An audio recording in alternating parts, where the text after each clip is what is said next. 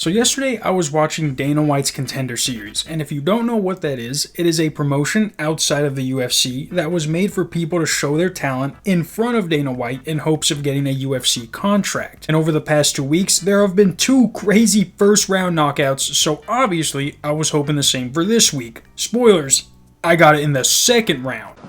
Whoa! But usually there are 5 fights every Tuesday. But after the second fight this week, they made an announcement that these 2 fighters would not be fighting because this Brazilian guy withdrew from the fight. Now when I heard that, I'm like, dude either got injured or he was sick, but no, he was just scared apparently. They talked to Dana White after, and he's like, well, some people are just not cut out for this. Yeah. That's what this show is all about. You know, sometimes you don't have to actually get in the cage to realize this isn't for me. But the reason I'm bringing this up is not because this guy was scared to fight. I'd be scared to fight. But it's the fact that he, and this is going to be a shocker to you MMA fans, but he has a win against Alex Pereira. Yeah, back in 2015, this guy went into the cage with Alex during Jungle Fight 82 and beat him. Yeah, it was back in 2015 and it was Alex's first MMA fight, but a win against Alex is a win against Alex. There are not many people that can say that. They not only won, but made him tap. Now, would the same thing happen if they were to fight today? Most likely not. I mean, he does have a 12-3 record. His last 4 fights have been canceled. That means he hasn't fought since May 2022. How did he even get onto the Contender Series? Like 4 fights after his fight with Alex, Alex is in the UFC while he's withdrawing from fights that get you into the UFC. And what's crazy is that his opponent Cody Steele is apparently really good. I don't really follow up-and-coming fighters like that, but from how Dana White briefly talked about him and him having a 6-0 MMA record, I would say that he's going to be somewhat good. He is more of a grappler, having over 30 grappling matches under his belt, but I don't see why someone with more MMA experience would withdraw from this fight. Like, this wasn't some third-party promotion that no one was going to hear about until you got super big and this was like one of the things people dwell on. Like, if you were to look up this guy who withdrew from yesterday's fight, all you're going to see are people talking about it. The second I heard about this, I googled his name, and before this got spread through the MMA world, him and Alex Pereira's name were literally together in almost every article. They even showed me one where he said he thought he could have submitted Alex. But now nobody cares about that. And he's lucky this happened on the Contender Series and not after he got a contract, because I went onto his Instagram and there were like maybe 2 comments making fun of him. He did post this on his story, which is like, how do you not go back and delete this after what you did? He doesn't even look like he wants to fight in this picture. Like, he even has a video where he's doing the promo shots that they would play when they introduce him. I saw this reply on Twitter saying that if he even wants to be considered for another Contender Series, he needs to go on a 10-fight first round knockout win streak, because if there's 2 things Dana White doesn't play with, it's not putting Jon Jones as the pound for pound best fighter and not putting on a fight when you're scheduled to do so. Also guys, I know this video was a little shorter than usual, but no matter what social media platform I go on, all I see people talking about is the debate. And not like in a way that would get me interested, but I mean like, he wrapped his track hawk to show support for Donald Trump. That is the gayest thing I have ever seen. Another man's name on the side of your truck and he don't even know you? That's some homosexual activity. Or like Drama Alert basically turning into a Trump suckfest. I don't even care who wins, but I want Trump to lose, not because I'm against his policies or whatever, I don't give a fuck, but I want to see what accounts like these are gonna say. Like, we know from past experience that people who support Donald Trump are more than happy to be in denial about everything that happened. But this is Drama Alert. Why are they even talking about Trump in the first place? That makes no fucking sense. He literally hates news companies like you. Hopefully this shit dies down sooner than later. I highly doubt it, but until then, see you guys Friday. Peace.